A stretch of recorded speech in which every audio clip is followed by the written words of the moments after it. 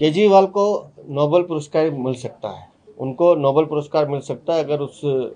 List में, उस category में करप्शन हो, इनएफिशिएंसी हो, अनार्किज्म हो, तो केजरीवाल इन सब दावेदारों के लिए नोबेल पुरस्कार ले सकते हैं। मुझे लगता है कि उन्हें अपना मानसिक संतुलन भी एक बार दिखाना चाहिए।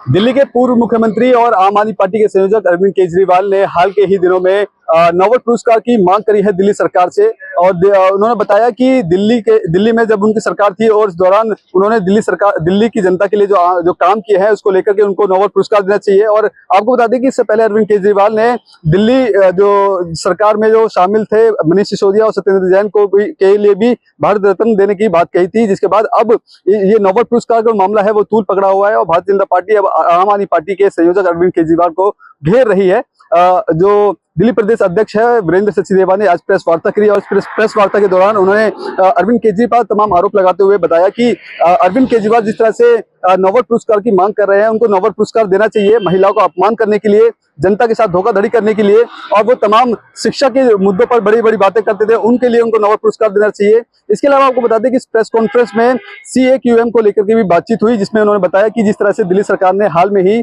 10 साल पुराने पेट्रोल और 15 साल पुराने गाड़ियों को डीजल देने पर पाबंदी लगा दी गई थी, इसके बाद दिल्ली सरकार ने यू टर्न लिया और ये पाबंदी हटा दी गई। लेकिन CAQM की एक प्रेस रिलीज जारी होती है जिसमें ये आदेश दिया जाता है कि जब 1 नवंबर से इन तमाम गाड़ियों पर पूरी तरीके से पाबंदी लगा दी जाएगी। और साथ ही साथ केवल दिल्ली में ही नहीं, दिल्ली से जुड़े हुए 5 शहर हैं जिसमें गुरुग्राम, फरीदाबाद, सोनीपत, नोएडा और गाजियाबाद, ये वो 5 शहर है जो शामिल रहेंगे, जिसमें पूर्ण रूप से जो पुरानी गाड़ियां हैं उनको प्रतिबंध लगाने का जो काम है वो किया जाएगा। अब ऐसे में देखना होगा कि जहां एक तरफ अरविंद केजरीवाल नोबेल पुरस्कार की बात दिल्ली सरकार से कह रहे हैं और मांग कर रहे हैं, क्या वाकई में दिल्ली सरकार नोबेल पुरस्कार अरविंद केजरीवाल को देती है कि नहीं, ये देखना दिलचस्प होगा। लेकिन वहीं दूसरी तरफ जिस तरह से CAQM की जो प्रेस रिलीज हुई है और 1 नवंबर से उन पुरानी गाड़ियों को बंद किया जाएगा, तो किस तरह से, क्योंकि इस बार जब जिस टेक्निक के द्वारा उन गाड़ी को सर्च किया जा रहा था, उसकी गाड़ी की डिटेल निकाली जा रही थी, गाड़ी पुरानी है कि नहीं है, उन तमाम टेक्निक को लेकर के जो कहीं ना कहीं कुछ खामी है वो पूरी तरीके से नहीं हो पाई थी, इसके लेकर रोक लगा दी गई। लेकिन 1 नवंबर तक दिल्ली सरकार के पास क्या कुछ नई योजना रहेगी जिसके तहत उन गाड़ियों को पूर्ण रूप से बंद किया जाएगा। कैमरा पर्सन कमलेश कुमार के साथ में संदेश सक्सेना, punjabkesari.com, दिल्ली। केजरीवाल को नोबेल पुरस्कार मिल सकता है। उनको नोबेल पुरस्कार मिल सकता है अगर उस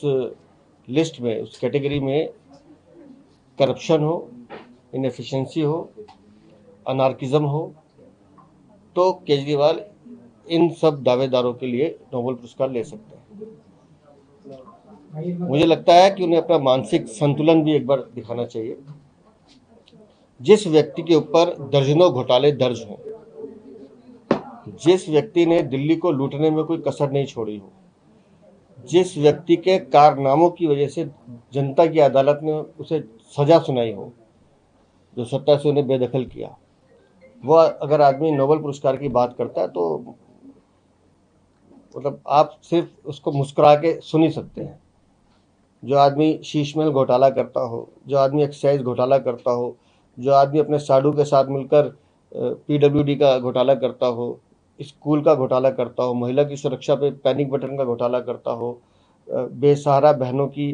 पेंशन खाता हो, राशन का घोटाला करता हो, यमुना की सफाई का घोटाला करता हो, मतलब एक लंबी फेरिस्त है अरविंद केजरीवाल के घोटालों की, और उसके बाद वो कहते हैं कि उन्हें नोबेल पुरस्कार मिलना चाहिए। तो उनको नोबेल पुरस्कार मिलना चाहिए अपने साथियों के साथ मारपीट करने का,